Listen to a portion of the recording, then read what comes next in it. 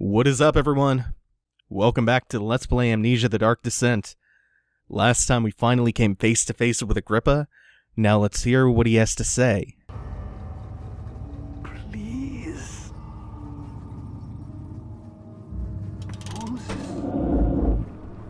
Thank you.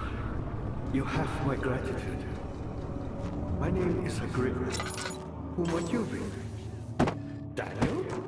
Like a prophet thrown into the lion's den? Tell me, are you among the lions, Daniel? You want to stop Alexander?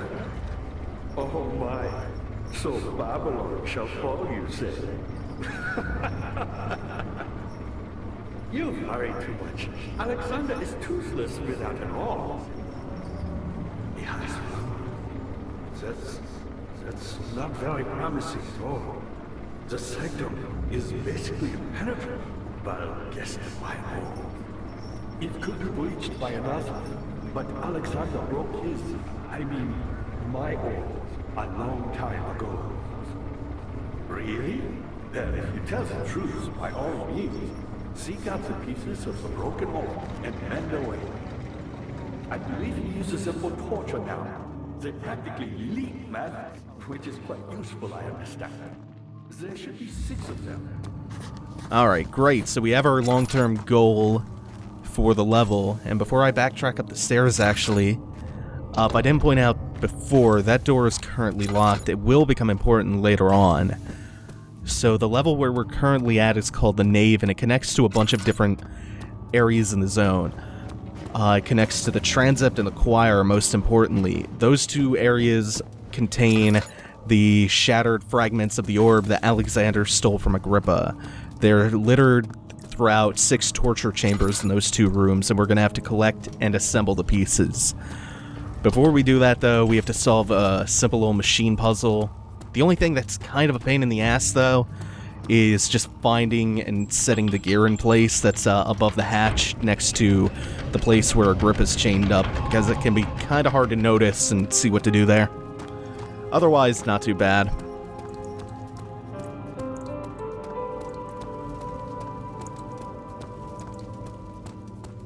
Daniel, you have gone too far. I have to stop you. I can't let you proceed any further. I'm sorry, my friend. Cool little thing to note about the stairs here. If you come here with critical low sanity, which unfortunately I'm not at right now, the stairway is covered in spiders. It's a nice little sanity effect. Makes me want to do a really low sanity playthrough of Eternal Darkness. But if you're really going after Alexander, would you consider taking me with you?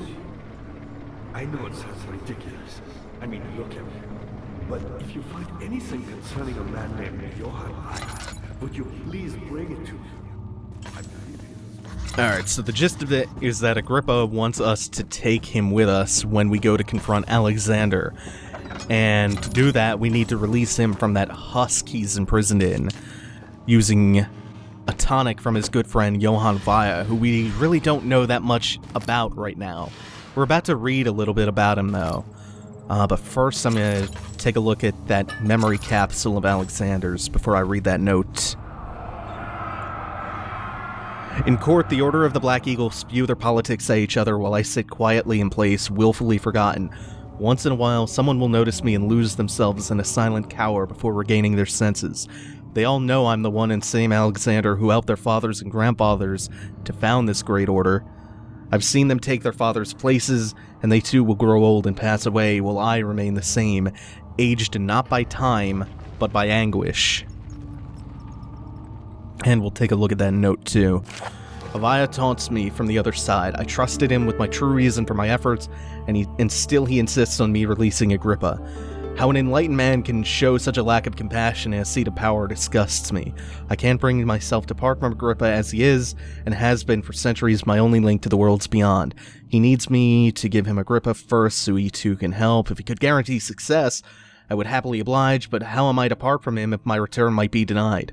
I know what they're capable of. I've seen their deception. To release Agrippa without killing him, Weyer told me to feed him a tonic made from a paralyzer, vitae, and tampter. Let's see. Poisonous fungi should work as a paralyzer. The internal gland from a large specimen in the choir. Puzzle hint. Vitae can be extracted in large amounts from human blood from the torture victims. Tamter doesn't exist in this world. It's a secretion of the water-dwelling Cairn. So Weyer supplied him with these otherworldly Cairns, and the wells that we've seen scattered around contain them. The ones we encountered obviously broke out of their little makeshift prisons. Alright, so we actually have two goals going on here. The first, and the main one, is to assemble all the fragments of the orb, and the second is to create Johann Weyer's Tonic to release Agrippa. And the first place we're going to be heading is into the choir. Oh, I'm looking forward to what comes next. In a really sick, twisted way. 15th of August, 1839. The blood wards are failing. The shadow beckons, and its cry disarms my actions. Hurry. No time to spare. You have to kill another. Alexander produces a knife. He wants me to cut the flesh. Do it. Save yourself. He is a murderer, Daniel. He is evil. A cold-blooded killer. Hurry. Alexander, you must let me be. I have to concentrate. Pick the man, cut the lines, cut the flesh, watch the blood spill, let it come. Please, I didn't do anything. Paint the man, cut the lines, paint the man, cut the lines. Please, the man cries. How you see. I did well. One life for another. You hear me, guardian of the orb? I did all this for you. Now, once more, withdraw your shadow from my domain.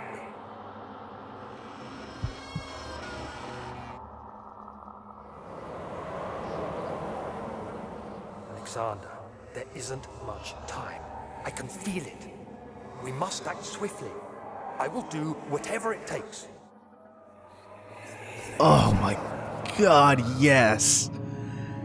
That might be my favorite part in the whole goddamn game. It is so unnerving, and Daniel sounds deranged in that. That is perfect delivery.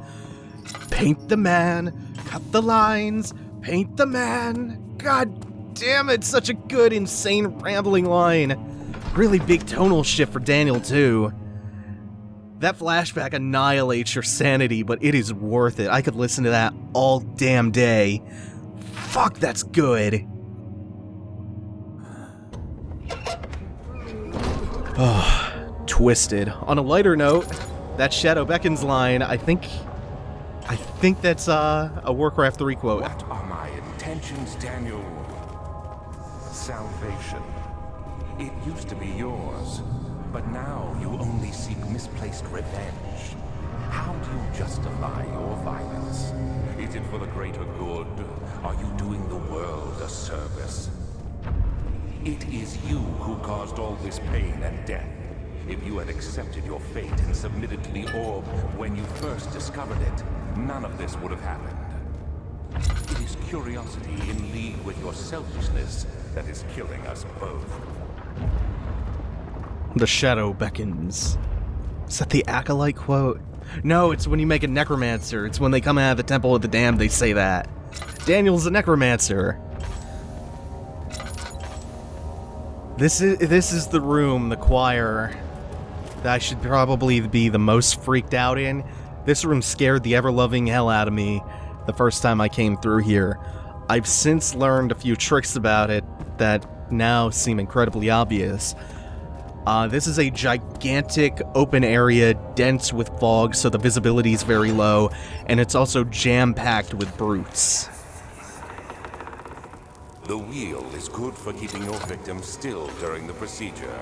They can be bound around the circumference or simply stretched across, tying limbs to the spokes and rim. All tools are by this point useful, and you may administer the torture in any way you like. But the forte of the wheel is the gaps. When you have decided that the victim shall die, you can smash their limbs with a hammer, making them fold in between the frame. But they'll die. Too quickly, I mean. No, don't worry. The human body is much more resilient. They can survive for days until they finally succumb. This is our first of 6 torture rooms. We're gonna get one of those for everyone. The murderer's limbs were tied to the spokes of the wheel. They turned the wheel slowly but with intent, so the rope secured around his legs stretched and cracked the bone. He no longer had the strength to scream. The 2 men looked at each other knowingly and took a hammer and struck the victim's chest in a final act of mercy. Each of these 6 torture rooms has a different instrument of torture, and they are all more brutal than the last. The first one being the breaking wheel, which Alexander described in vivid, lurid detail. There's a brood around. So I was saying about the choir. This big open room with this low visibility. Fuck! I didn't expect him to be right at that corner. Might be a problem. Low visibility, teeming with brutes. It might seem very, very, very easy to get lost in here. The trick is to follow an edge. Pick a direction and follow the outside wall. There's nothing in the middle of the room, even though it's super open. Just the bridges to get around. And you can get across those bridges following the outside wall. Should be able to get around now.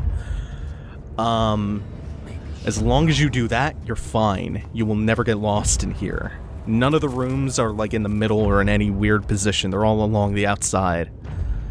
That's the easiest way to keep yourself from getting lost. The problems with this room really start arising when you lose your way. That's when you start wandering into multiple brutes, when you start really getting into situations that force you to panic. As long as you can navigate it properly, you're not that much danger. It's still freaky as hell, like, it's still putting me on edge. It's dense red fog. This is actually inspired by Silent Hill. Like, explicitly Silent Hill inspired, if that's not obvious by the goddamn dense fog. There's another trick you can use to navigate this, actually. It's a much faster method. You can follow the pipes around. There are pipes on the ceiling that they use to transmit the sounds of prisoners screaming to the other prisoners to instill terror in them, and that gives us our poison gland for part of the tonic. Let's see. The traitor did not know what to think of the brass bowl as he was forced to enter it.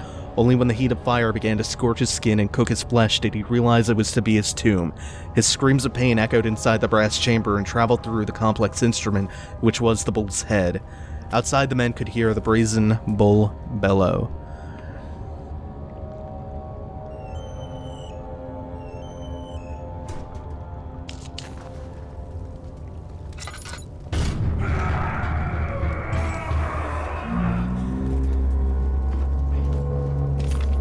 Again, lighting the fire underneath the bull to start the bellowing does lower your sanity quite a lot, but it's worth hearing that thing bellow. What a goddamn horrible, horrible instrument. So that's the brass bull and the breaking wheel. Still have one more left to go in here. Still got one more orb piece left in the choir. Following the outside edge isn't the fastest method to get around through here, but it does ensure that you're never going to get lost, and I need that. This area is also kind of interesting because I lied when I said that you can only kill the Carinx. You can actually trick the brutes here into falling into that big pit, running to their deaths and falling into the pit in the middle of the room. And I think the last instrument of torture is an oldie but a goodie in this room. I think it's the Iron Maiden.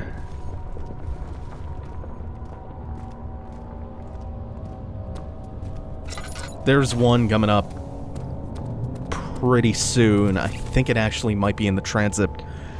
That is just beyond words. Horrible. Yeah. The tone at this point in the game starts becoming much darker and much, much heavier. Alright, where's the orb? I think it's in one of these little side rooms here. Ooh! How did I not know that was gonna happen? Come on. The forger stood absolutely still. The casket had been closed, but a faint light made its way inside. A myriad of spikes pointed at him, glittering as they waited for his body to slip just for a moment. His knee jerked, and he felt blood trickle down his leg. In pain, his head fell slightly forward. It took him a while to realize his eye had ruptured and begun to leak. Yeah, that's the insidious thing about the way the Iron Maidens were designed. They were designed in such a way that you could fit inside of one without actually being prodded by the spikes. You weren't crushed by the spikes. Instead, it was designed so that they were just close enough to making contact with you that if you twitched or had some sort of involuntary reflex, some kind of movement, you would jab yourself and the pain would cause you to drive your own body into the spikes. Which in a way is a lot more brutal than what the Iron Maiden is at first glance. We're gonna learn a lot about torture in this episode. Fun, fun, fun times ahead. Yeah, mood's not gonna get any lighter from here on out.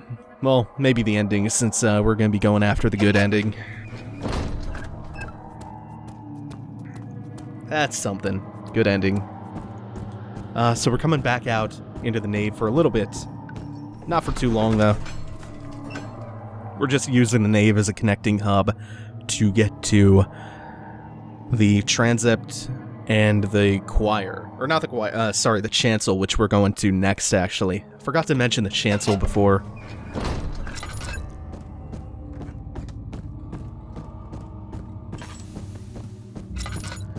And there's not a whole lot we can do in the chancel yet, but there's a couple things I can grab. And it's better to come here now anyway, since something is going to be blocked off later on anyway. Before we go into the chancel, though, there are these rows of cells out here.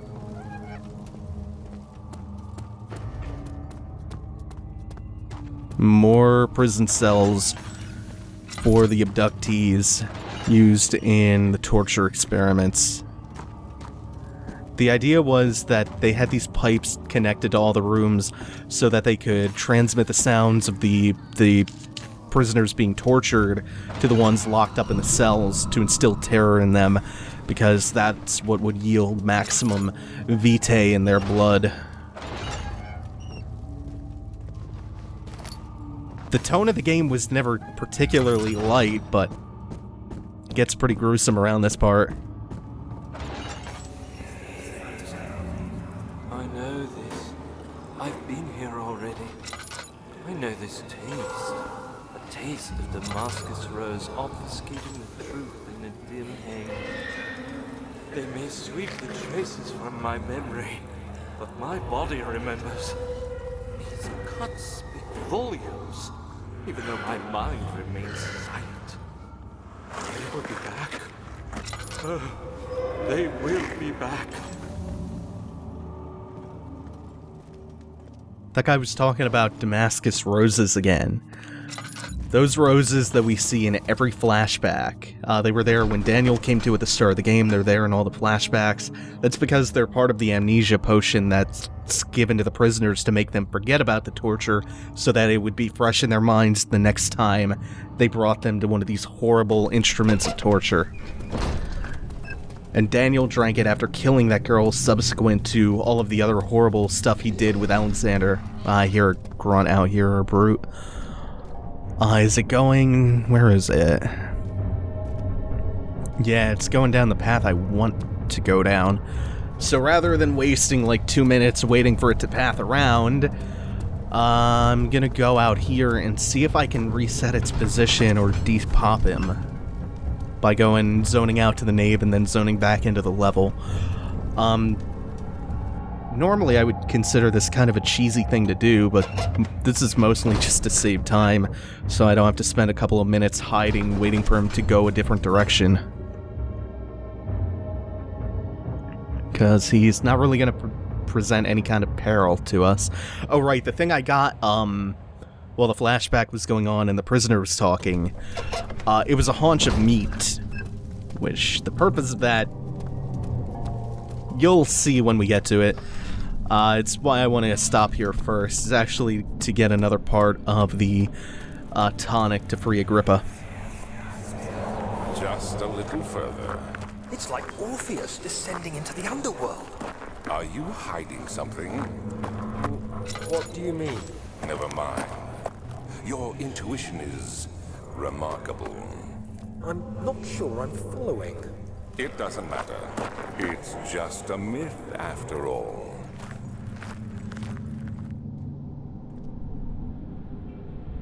I think the deal there is that Orpheus's descent was that so he could see his wife, and I think that parallels Alexander's journey.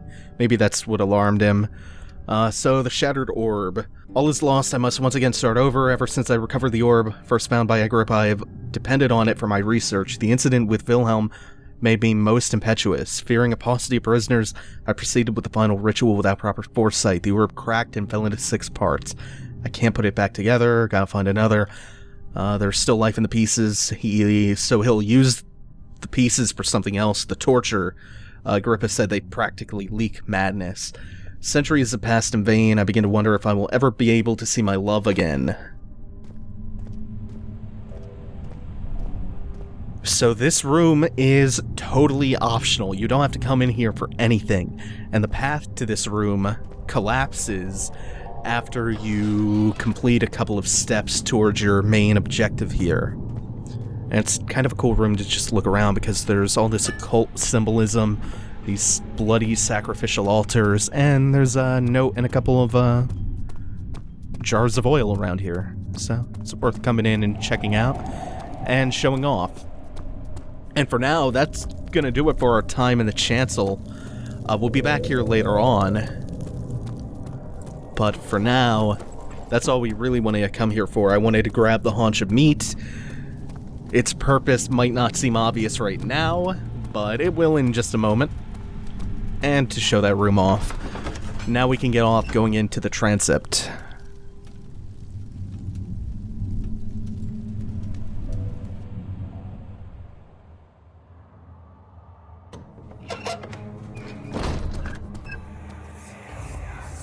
These cells are meant to hold prisoners who are under treatment.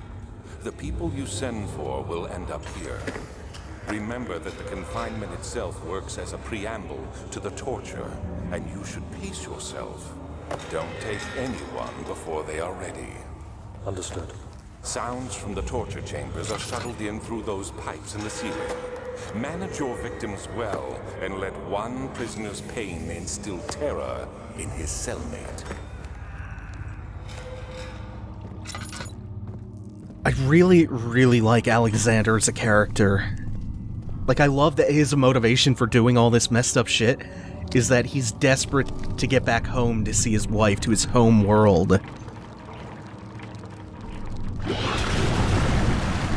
And there is a Carrick trapped in that well, so we lower the haunch of meat down. It's pulling on the rope, it's devouring the meat. And yeah, that's all Alexander wants. He's a stranger in a strange land. And he just wants to get back to see his beloved. And we get the remains, so this is covered in mucus. That's how we get our Tampter, that stuff that doesn't exist in this world, and it's a byproduct of the Karenk mucus. So we have our Tampter, we have the poison gland. All we need now is some vitae, and we can make the tonic for Agrippa. And we're fast approaching our goal of gathering all 6 orb fragments. We have 3 more to pick up here in the transept.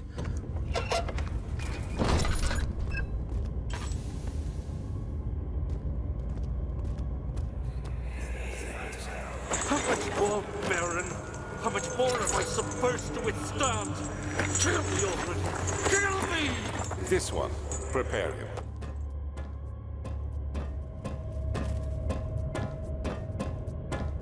This staircase is such a pain in the ass to ascend. Keep running into the side of it. That's a portrait of Alexander. And it melts basically if you come in here with low sanity. Not too well hidden oil. Fuck your decor.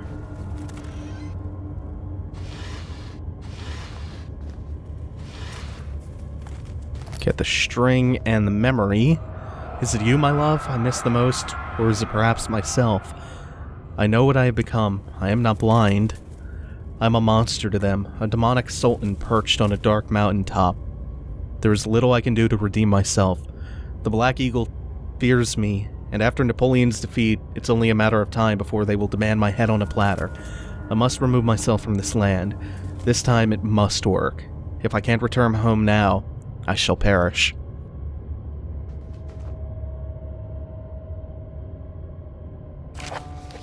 I figured the reaction I'd get from torturing people would be highly individual, but nope. The humans all have a very similar approach to dealing with physical pain and the terror of anticipation.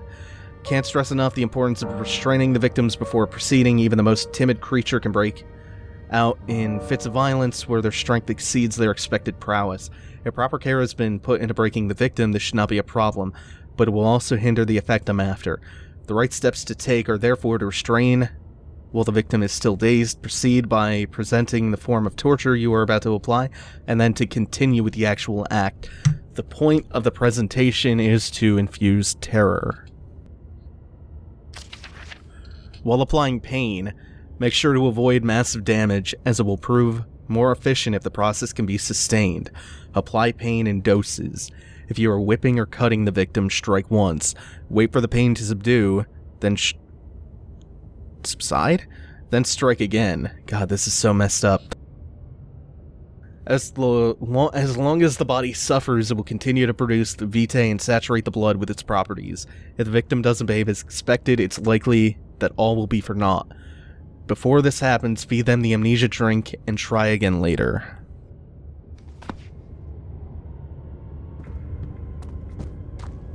Masterclass on how to efficiently torture your prisoners from Alexander of Brennenburg. And Daniel is complicit in all of this. As much as Daniel tries to make it out as Alexander manipulated me, eventually he at some point just snapped and started really getting into it. More of these pipes that transmit the screams and groans and moans. This handy little instrument is called the saw. Nothing really spectacular there. The rapist hanged upside down, his tears soiled with blood flooding from his belly. The saw between his legs had lodged itself in the hip and wouldn't move any further. The men stepped back and waited for the victim to drain. That phrasing is what makes that so horrible, that sentence. Like, it's bad enough on its own at face value, but waited for the victim to drain.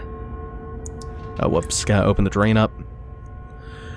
This is where we get our vitae-infused blood for the tonic.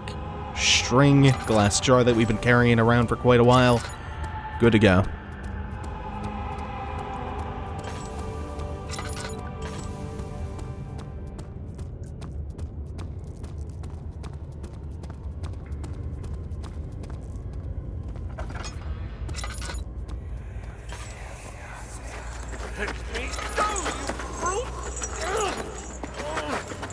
cradle is ready. Good. You're a man! How can you partake in this? Is he all right? He is one of the wicked. Don't pay his lies any attention. I'm not a bad man! It was an accident! He set a man on fire. It wasn't my fault! Why won't anyone listen? That's horrible. Of course. We are dealing with monsters here. So the orb is underneath these burlap sacks, and we should be getting another flashback in a second. Please! Do anything! Whatever you want! Anything! I'll do anything! I'm innocent!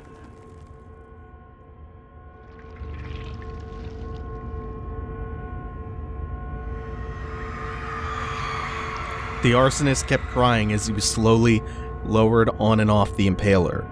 It didn't take much to break him. They had meant for him to die, but the torture was working beyond their expectations. It wasn't the method, it was the arsonist. He was different from the others. They could make him forget again. You heard them in the flashback call it the cradle. The actual name of that device is Judas's cradle. What makes that one so horrible is because it's more insidious than it looks, kind of like the Iron Maiden. You wouldn't just jab people with it, you wouldn't just impale them on it. Victims would be lowered onto it, ass or vagina first, and they would have their orifices torn open, and the victim would be left to die of an infection.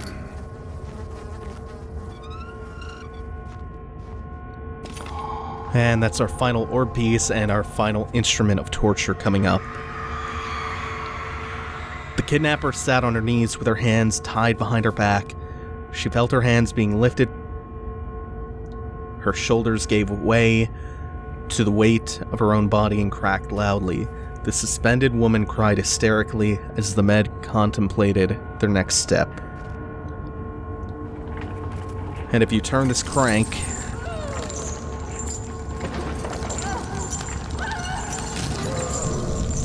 you can actually hear them torturing the kidnapper and her bones cracking.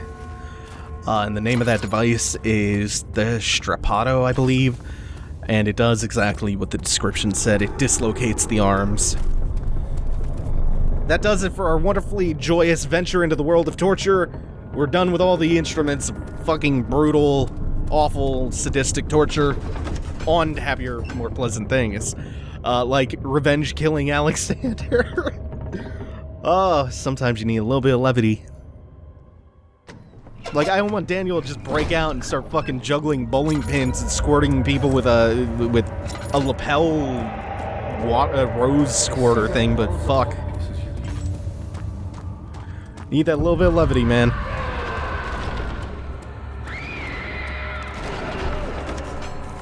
Yeah, levity, like people screaming in agony. Yeesh.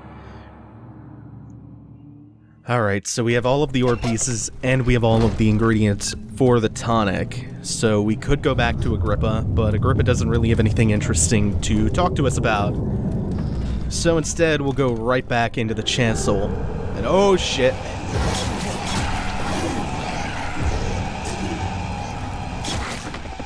We get a nice big look at the grunts, and that's what the death screen looks like.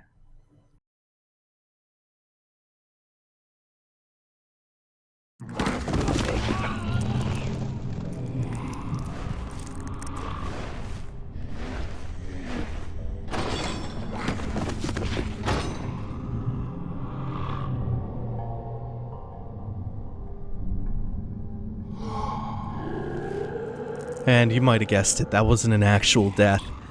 That's always going to happen.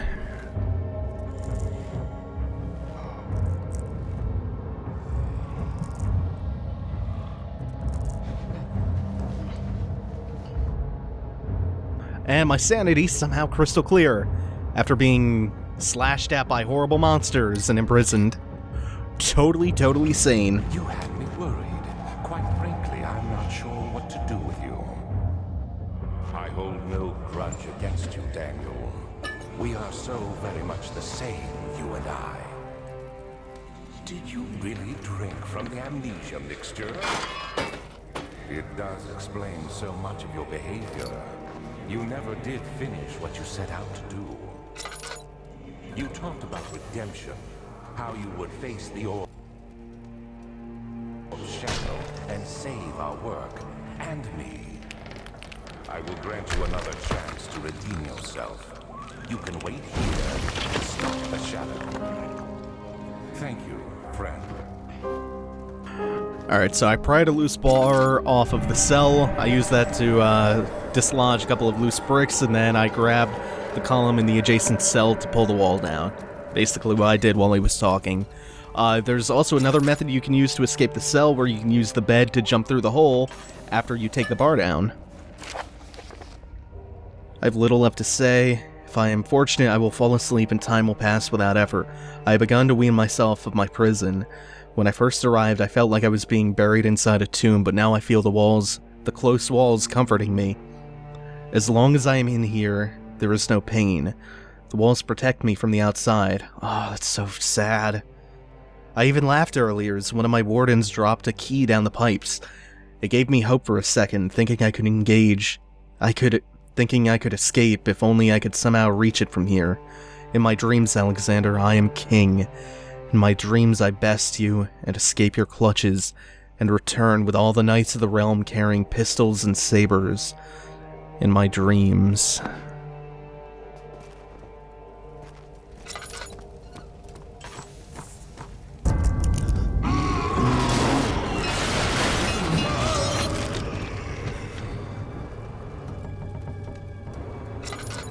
Apparently the reason the cell is open is because one of the brutes went berserk and killed the prisoner in here. We're getting a little hallucination of that.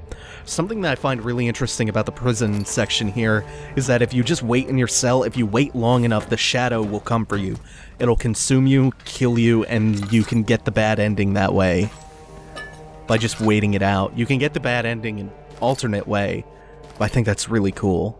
So the bucket is what we were after in here. Also, if you paid attention to the loading screen, you might have seen references to someone named Hazel. She is... Oh, whoops, I can't use that yet. I gotta fill it up with water from the well to flush the key out of the pipe. Hazel is Daniel's ill younger sister mentioned in a few loading screens. She doesn't show up anywhere else in game.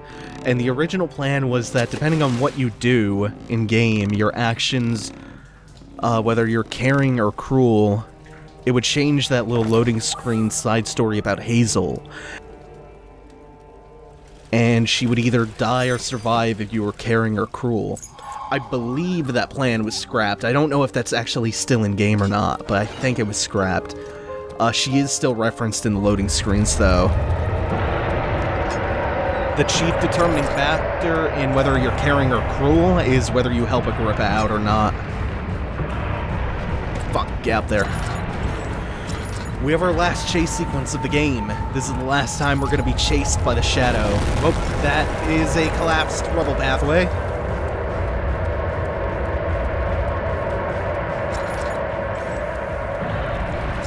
All there is to do now is to make our way to safety.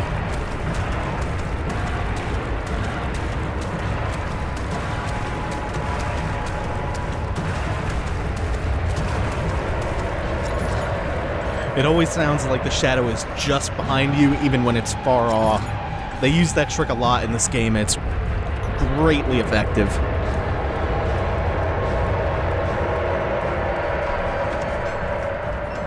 Okay, so we're heading back to the nave. This is that barred door in the circular area where we started off in the nave with those 4 doorways. This is one of the ones that wouldn't budge.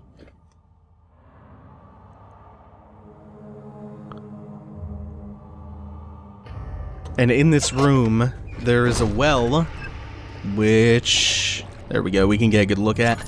And it's in case you missed the chance to get the Tempter. There's an alternate way to get all of the stuff for the Tonic post-capture.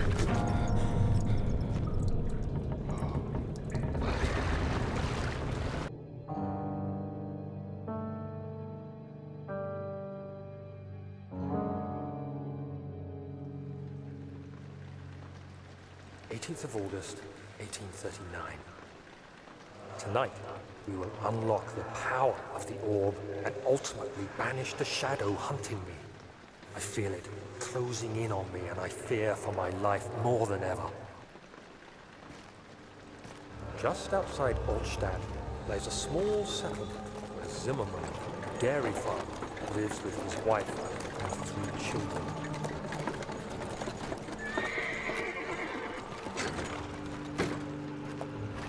We took the coach, went there. Our visit was unexpected, and Alexander was able to strike Zimmerman down without alerting the others. As he went to take care of the farmhands, I began to look for the children.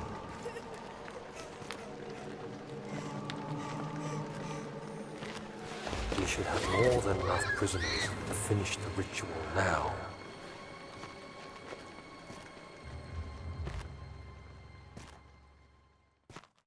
One final condemnation for not only Alexander, but for what Daniel was complicit in. Totally selfish at that. All Daniel's trying to do is to escape the shadow.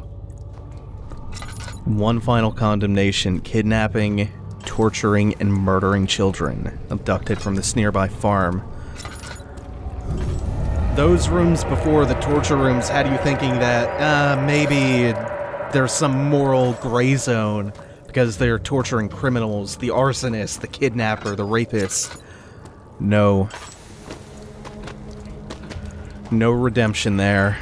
Oh, I think that's specifically why that's put in. He is lying. And we recognize the stairwell. Except now it's covered in the fleshy tissue of the guardian of the orb that it leaves behind as it passes over an area. Yeah, I thought we were done with the really dark stuff, but yeah, I forgot about the whole kidnapping, killing children part. Alright, so now we can actually start working on Weyer's tonic. Start boiling and distilling the blood. Throw the mucus-covered, tamper-covered bone in this device. Guess pulverize that and extract the juices? I don't know. Do I look like an alchemist to you? And it's still partially completed because there is one more step. No object to use it on. Huh, that's weird. And now we will just grind the poison out. Picked up the tonic. Now, that was the door that was barricaded behind wooden planks before, the laboratory. Yeah, I know the chancel collapsed and the lab is open now. Drink this potion, Agrippa. Drink it. Drink my evil within goo. Quickly, office ahead! And then, whatever happens, get me through that gate. What in the hell? Like that line. Offwards ahead! Damn it, Agrippa. So that's his soul imprisoned in a husk of... Me? I'm Heinrich Cornelius Agrippa. That was once quite important to you. So I guess we can safely saw his head off without killing him. That was the point of the tonic. Was that it will keep him alive even post-decapitation. This is so weird. Picking up his head and carrying it around in our pocket like any other ordinary item. Try to put it back on his shoulders. Nope. In case you didn't notice there, Agrippa had no lower jaw, just like all the skulls that we've been finding. And that originally had to do with the Frictional having budget constraints and something to do with voice acting and animation that they couldn't work in. But then they worked in the fact that he had no jaw into the story after they had the funds to, get him properly voice acted and do the voiceovers and stuff. And Agrippa was inspired by the sloth victim from the movie Seven with Kevin Spacey. And originally the idea was you were supposed to find his head and his severed head in a bunch of locations, and it was supposed to tell you what to do throughout the game. I like the method that they came up with a lot better. Just, classic survival horror. Tuck the hints for the puzzles in notes full of flavor text. I like that approach to puzzle hints with survival horror. I zoned in and out and back in to the chancel because there's going to be another grunt patrolling around, and it just saves me a little bit of time. Again, it's not a dangerous grunt. It's just time-consuming waiting for him to path around. And this is the path to that optional side room, which is now totally collapsed. That's fucking gross looking. We are finally coming close to the inner sanctum. We have to throw a wrench in the gears, literally, before we can actually do that. Plus, we have to pick up the bucket of tar, and I'll wait to grab that rock. 10th of August, 1839. I cannot believe what I have become. One of the girls escaped and I chased after her all the way upstairs. I hunted her down, and what is a life worth? How many lives can I take before I surrender my own? Sure, I would kill a murderer to save an innocent, but to kill an innocent to save myself? A cold-blooded murderer. At least Daniel's acknowledging what he's done. It's kind of weird because I sympathize with Alexander here. I don't sympathize at all with Daniel. I think Daniel's kind of a scumbag, but Alexander, I'm like, yeah, he's a scumbag, but I sympathize with him. And maybe it's a matter of motivation, but I mean, Alexander's big motivation is he wants to get back home to see his wife one more time. He's a stranger in a strange land. So I guess part of what helps me sympathize with him is you can rationalize his morals don't necessarily line up with the morals of the world he's in. Maybe it would be acceptable where he's from to do what he does. This horrific torture by our standards. Or I'm just rationalizing it like that because I like the character. Daniel, though, Daniel should know better. Then again, Alexander does acknowledge that everybody calls him a monster. That's basically what he is. I don't know. I just like him more. Maybe there's no rational reason for it. I do think of Daniel as more of a monster, though, even though Alexander is kind of the grand manipulator here. I really find all the characters really interesting in this second playthrough. Alexander and Daniel mainly, but Agrippa I've always liked. Like, I've always been a fan of Agrippa's character. And even the little bits you get about Johann, pretty cool. So we use the tar to adhere all of the pieces of the ore back together into its resting place in this electrified chamber. Has now gone dim so we can pass through into the inner sanctum.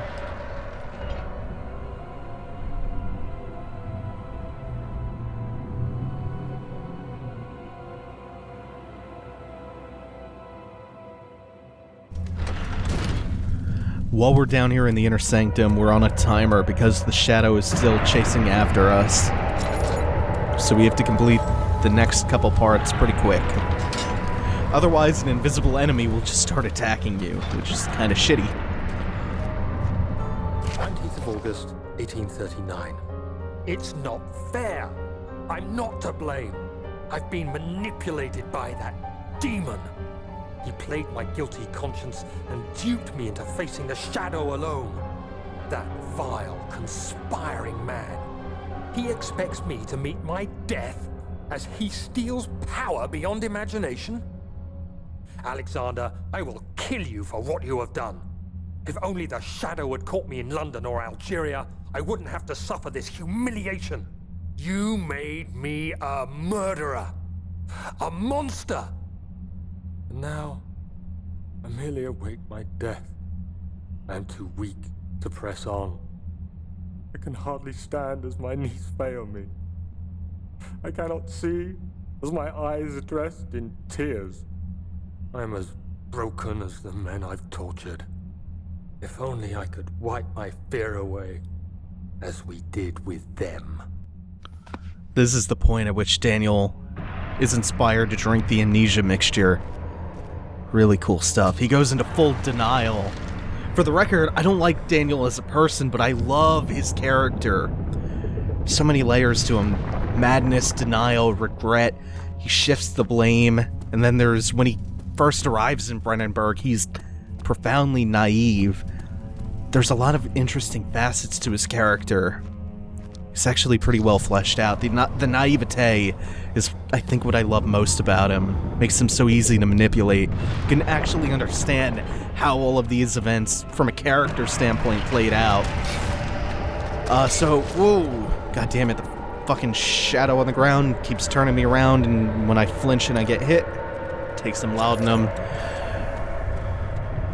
This is it. It's finally time to confront Alexander in the orb chamber.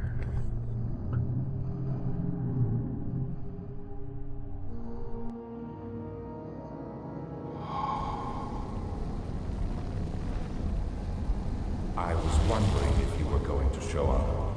I see Agrippa convinced you to run some errands. Tell me, is everything nice and clear now?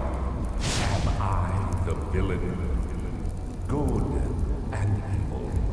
Such comforting concepts, but hardly applicable. Are you so blind that you see no good in me or evil in Agrippa?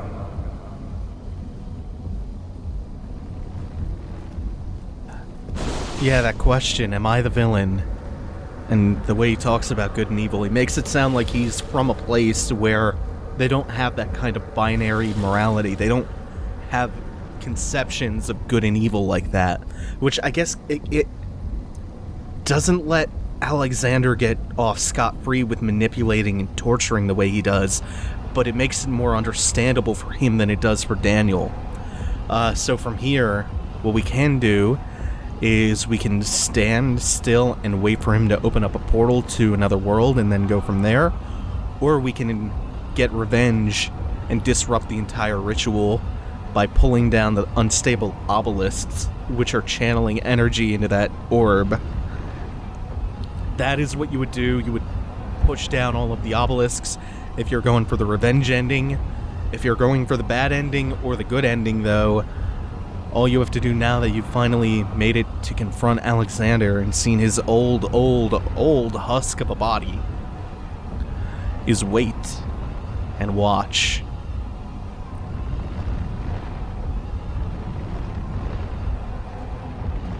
And they give you plenty of time to decide what to do here. The music will pick up its pace, and the rocks will start spinning faster as the ritual gets closer to completion.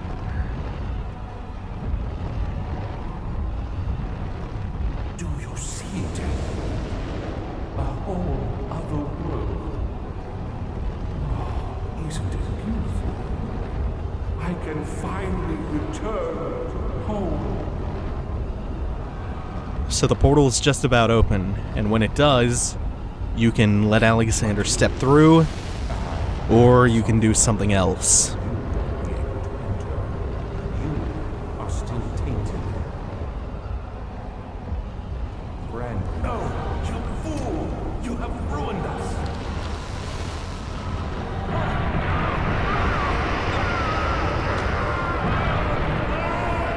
In doing this and throwing Agrippa's head into the portal, you doom both Alexander and Daniel, or so it seems.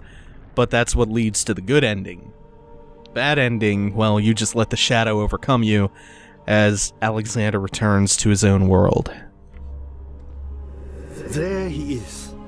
Do you see him, Weyer? He deserves so much more. Please, help him. I know you can.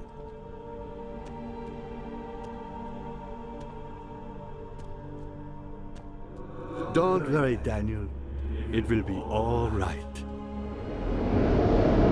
We literally have light at the end of the tunnel in this ending. Because even though the shadow takes us, we can travel with Agrippa and Weyer to somewhere else. And that's it. That's Amnesia: The Dark Descent, the good ending.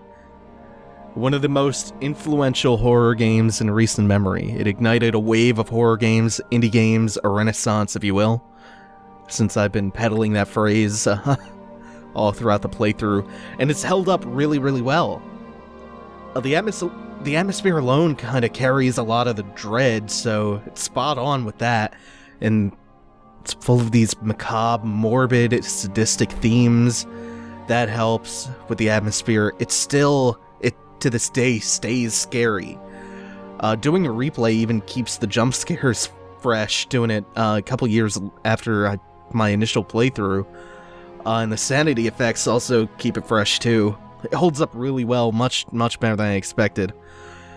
I like the story a lot on the second playthrough too. It's kind of incomprehensible the first time through, but going back knowing the twists and everything, and the foreshadowing and the details, you spot all of these really cool moments.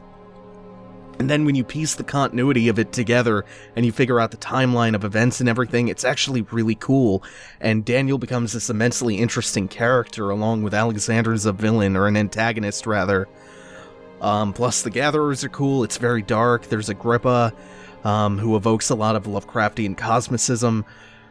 And the story it's so much better than I ever gave it credit for. The amnesia trope is used in a really interesting way here.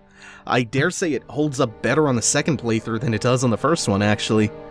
I always used to write the story off in this, but it's quite good. I'm really happy that I got to replay this, so thank you to my patrons who voted for this playthrough. Re-experiencing this was a lot of fun. I am going to be doing the 2 other endings, plus the Justine campaign and the bonus episode. One more thing, though, here at the end of the credit crawl. I mentioned that there are 3 endings before, and at the end of each one you get a series of letters and numbers. Each of them is a third of a code, and you piece that code together from all 3 of the end screens to make a password that opens up a super secret file in the game's folder, which contains a lot of really cool stuff that you'll see in the bonus episode. How neat is that? Anyway, if you like this series, if you like this video, make sure to leave a like, comment, subscribe. It helps to keep the channel growing.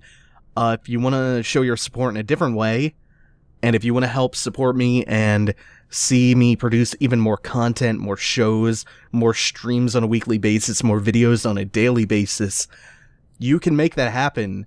And you can also get the chance to vote for playthroughs and receive some other cool little rewards if you pledge your support over at patreon.com/scribe, which is linked in the description. So that's enough shilling for now. Thanks for watching, everyone. Take it easy. Have a good one.